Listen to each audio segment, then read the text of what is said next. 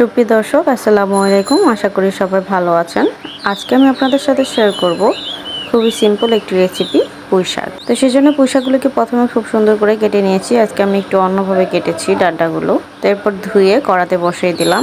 এখন এটাকে ঢেকে জাল করব কিছুক্ষণ পরে দেখা যাবে অনেকটা পানি ছেড়ে দিয়েছে। এবার স্বাদ মতো লবণ দিয়ে পুঁই শাকটাকে খুব ভালোভাবে সিদ্ধ করে নেব এবং পানিটা সম্পূর্ণভাবে শুকিয়ে ফেলবো।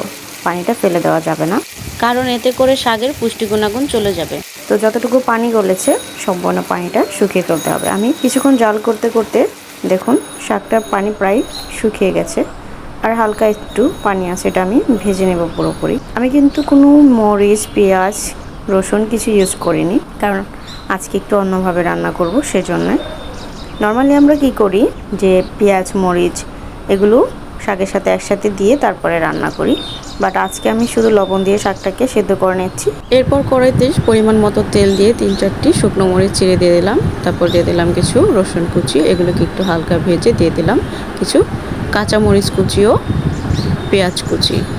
আজকের সিক্রেট কিন্তু এইটাই যে শাকের সাথে পেঁয়াজ মরিচ না দিয়ে পরে একসাথে এইভাবে বাগারের সাথে পেঁয়াজ মরিচ দিয়ে দিতে দেখবেন, খেতে সত্যি খুব অসাধারণ হয়। আমি আগে ওভাবেই রান্না করতাম, পেঁয়াজ মরিচ একসাথে দিয়ে, বাট এখন এভাবে ট্রাই করে দেখি এটা আরও বেস্ট।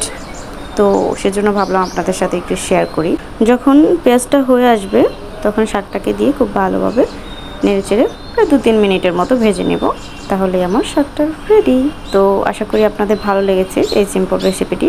যদি ভালো লেগে থাকে তাহলে আপনারাও এইভাবে রান্না করে দেখবেন, এটা সত্যি খুব মজার হয়। নর্মালি পেঁয়াজ মরিচ একসাথে দিয়ে রাঁধার থেকে এটার ভিতরে একটা অন্যরকম ফ্লেভার থাকে, একটা রোস্টেড ফ্লেভার। তো আশা করি আপনাদের কাছেও ভালো লাগবে। আর ভালো লাগলে এরকম নিত্য নতুন রেসিপি পেতে চ্যানেলটি সাবস্ক্রাইব করে আমার পাশে থাকবেন, এই কামনায় শেষ করছি আজকের ভিডিও। সবাই ভালো থাকবেন, সুস্থ থাকবেন। আল্লাহ হাফেজ।